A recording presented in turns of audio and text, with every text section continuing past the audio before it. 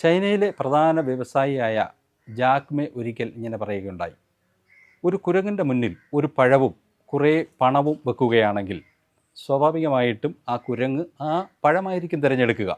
കാരണം അതിനറിയില്ലല്ലോ ആയിരിക്കുന്ന പണം കൊണ്ട് ജീവിതകാലം മുഴുവൻ അതിന് പഴം വാങ്ങാമെന്നുള്ളത്.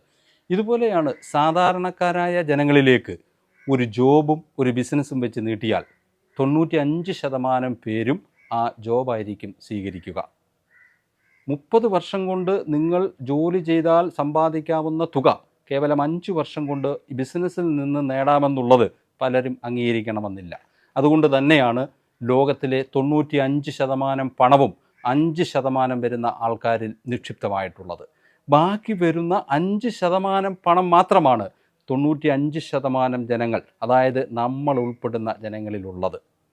കാര്യം എത്ര തന്നെ നിങ്ങൾ മനസ്സിലാക്കുന്നുവോ അത്ര തന്നെ ഉപകാരപ്രദമായിരിക്കും.